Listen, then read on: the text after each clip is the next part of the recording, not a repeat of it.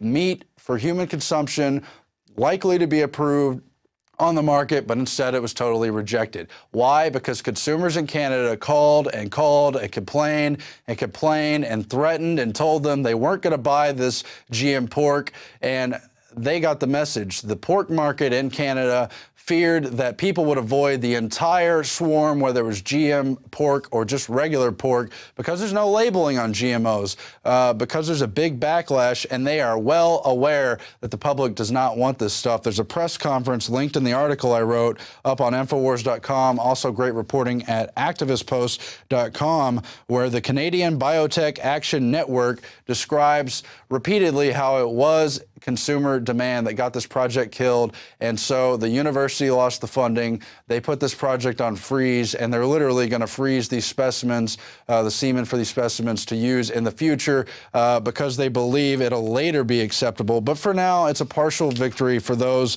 who have been opposing GM, and for now, keeping genetically modified meat out of the human market. Dr. Cecil Forsberg, one of the co-inventors of the EnviroPig, wrote an article or commented in the New York Times complaining that when the pig was first created in 1999, I had the feeling in 7 or 8 or 9 years that the transgenic animals would probably be acceptable, but I was wrong. It's time to stop the program until the rest of the world catches up. And it is going to catch up. They vow they'll be back, and they're not done with the GMO battle, the long-term war that is, but we have a partial victory in this battle. And what's at stake? You heard the reports from a couple weeks ago in The Atlantic of how engineering the human body could combat climate change. There's that climate change excuse again, and how they're going to change our own DNA, give us cat-like eyes so we don't have to have lighting, how they're going to change our inclinations toward meat to make us more vegan-like, and so we don't have the enjoyment of meat and we won't be allowed to eat meat, and how they're going to bioengineer us while feeding us with all this genetically modified food crops, whether it's animals, plants, or a cross in between. And it's just disgusting how much they think they have a right to change life on Earth in the name of fighting global warming, a total hoax. It's all for authoritarianism. We've covered this at length at INFOWARS, but it's all in your face today and this week and in the recent news. Let's just play part of the package I did with Alex last July in 2011 on this growing problem of the genetic Armageddon we are facing if we don't fight this GM issue and rein it in. Let's go to it right now. Biofarming, aiding scientists in cutting-edge research. PPL Therapeutics is working on a solution. They want to clone pigs whose organs can be transplanted into people. Cloned and genetically modified cows that can produce milk containing the same health properties as human breast milk. These glow-in-the-dark cats could help develop treatments for diseases, for animals and for humans. Yes, you did hear that correctly. He has put a spider gene into a goat. Transgenic fish. So the fish actually have what appear to be six-pack abs that we see in humans. My friends, I am here to warn you. I am here to alert you to the greatest threat to our species and our civilization on this planet. Humanity in just the last 100 years has increased its technological and scientific knowledge thousands and thousands of times what it was. But we are still the same species that we were, capable of magnificent heights, but also of horrifying lows. I want to talk to you about the greatest threat to human civilization and society today. Already irrevocably changing the genetic code of the biospheres on this planet, and that is genetic engineering.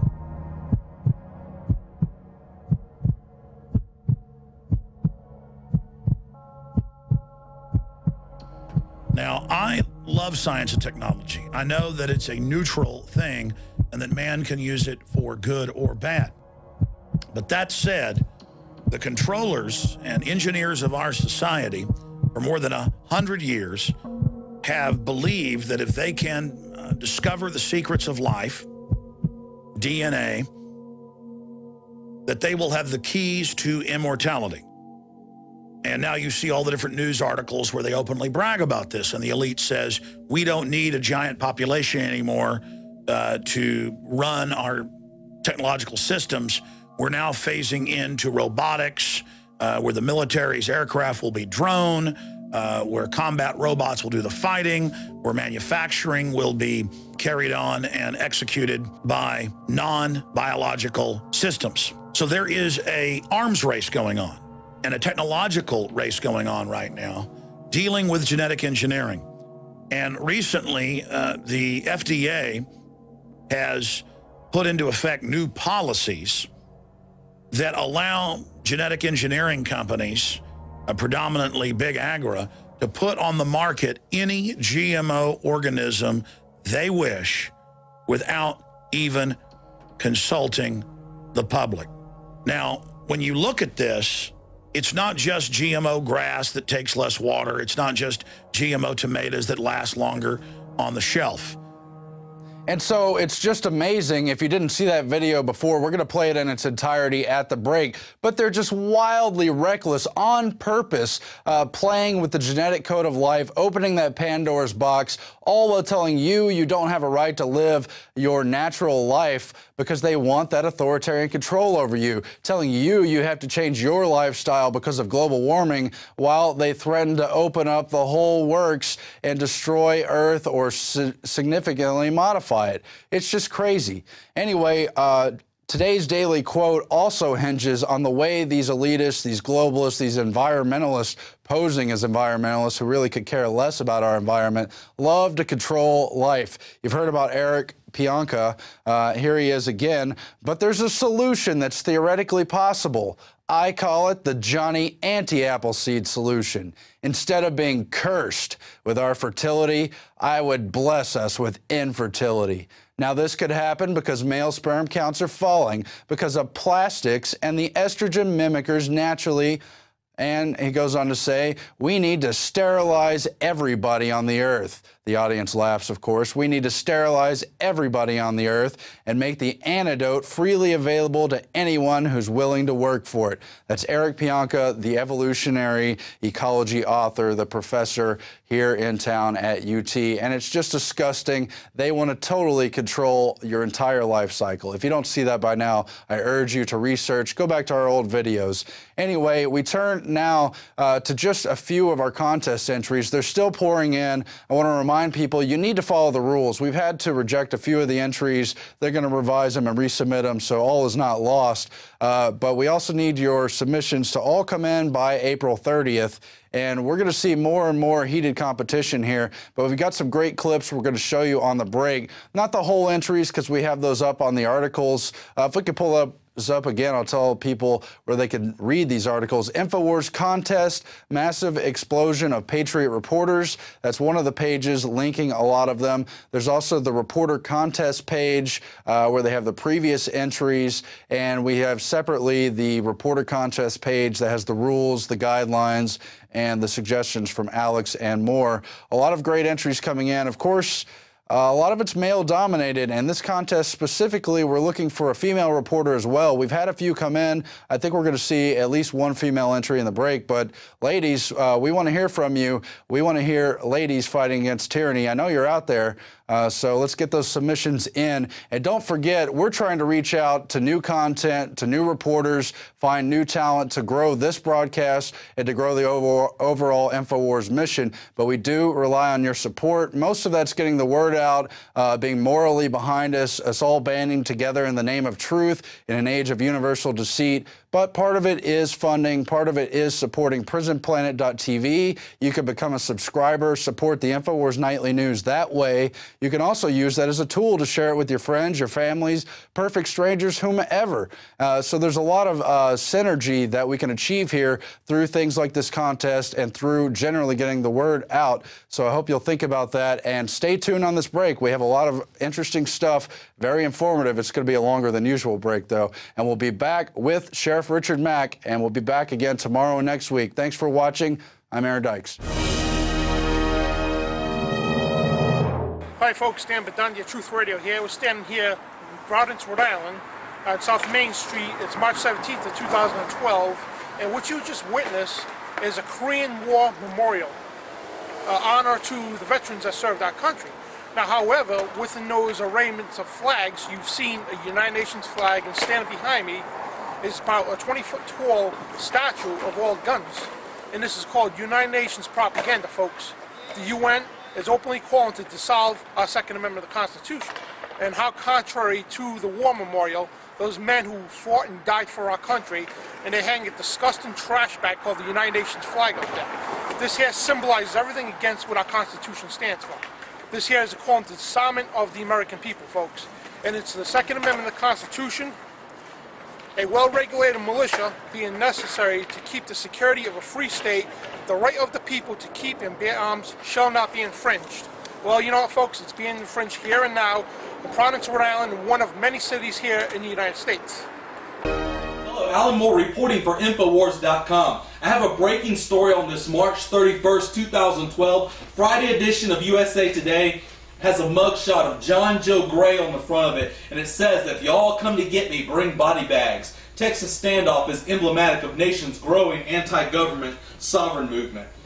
The article goes into how he was arrested, then released on bond, then he run off into this 50-acre ranch that he has with a bunch of people, and he's been held up there for 10 years. The police are afraid to go get him because they're worried about some type of bloodbath or another Waco type of incident.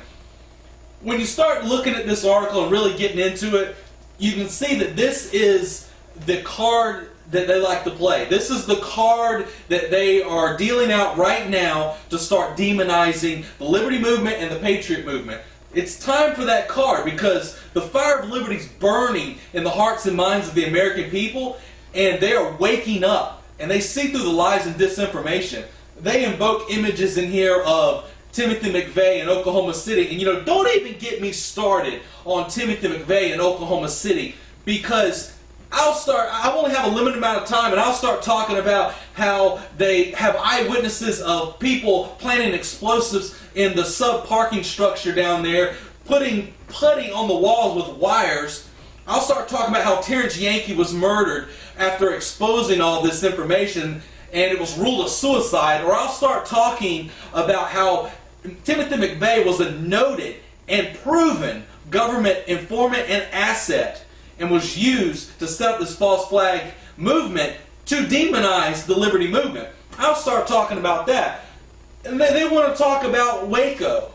And they had the nerve in this obvious hit piece to call Waco a botched raid. A botched raid. A botched raid where they set fires to the building, come in with tanks, with special forces, Delta Force, behind the tanks, spouting out over an intercom, please come out and surrender with your hands up. People come walking out because they don't want to get burned, and they were shooting them as they walked out. They had the nerve to call that a botched raid. Yeah. I just finished watching a video that Alex Jones posted on YouTube earlier this morning. And the video is entitled, Obama to Push Gun Ban in Name of Trayvon. In the video, Alex talks about how the White House is basically exploiting the death of this young man in order to push their gun control agenda. Biden has cited the Trayvon shooting as yet another reason to pass more stringent gun laws and regulations. The NRA has reported that in a second term, Obama would push for a ban on all semi-automatic weapons. But it's got to make you wonder now, with the whole Trayvon thing being a hot topic in the news the last week or so, will Obama push for such a ban even sooner than a possible re-election? Well, let's hope not. Alex did say in his video, though, from this morning, that we may be able to back them off if we just expose this issue. There are some differences of opinion as to how many signatures there actually were. The headline reads, the FDA finally responds to GMO labeling campaign but differs on number of supporters. Sue McGovern of Just Label It stated that when they send the information to the FDA, they have been asked to send it as a PDF file. And say that that PDF file has 10,000 signatures on it, the FDA counts it in their docket as 1. So the FDA's official number is 394.